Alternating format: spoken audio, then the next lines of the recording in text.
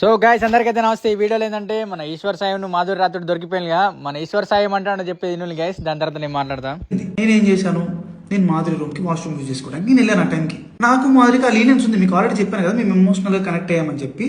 మనోడు షార్ట్ అయ్యనికి పోలే అట, వాష్రూమ్ యూజ్ చేసుకొని పోయిందట. నవ్వత్తాను బ్రో నాకు. ఇదంతా ఒక స్క్రిప్ట్ అని చెప్పిన నమ్మేటోని కానీ వాష్రూమ్ యూజ్ చేసుకొని పోయినంటే నవ్వత్తాను. అంత దూరం పోయినోడు షార్ట్ వేయకుండా వాష్రూమ్ సరే షార్ట్ వేయాలి అనుకుందాం. మరి ఆ బెడ్ మీద ఎందుకున్నది, ఆ మూతి ఎందుకు అట్లా అయింది, సరే నీకు బట్టలు ఎందుకు లేవు, ఇదంతా పోనీ అదొకటి వచ్చింది. విశాల్ వీళ్ళిద్దరు దెంగించుకుంటున్నారు, అది హైలైట్ అసలు. ఆ రోజు మార్నింగ్ నాకు షూట్ ఉంది, ఎర్లీ మార్నింగ్ 5. షూట్ కాదు షార్ట్ అని చెప్పు.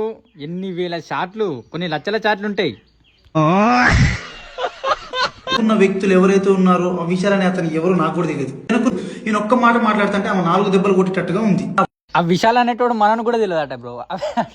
మా దోస్తు గాని పేరు కూడా విశాలే. లంచోడుకు మనకి 100 రీలు పంపిన నేను విశాల్ అనుకుంటా.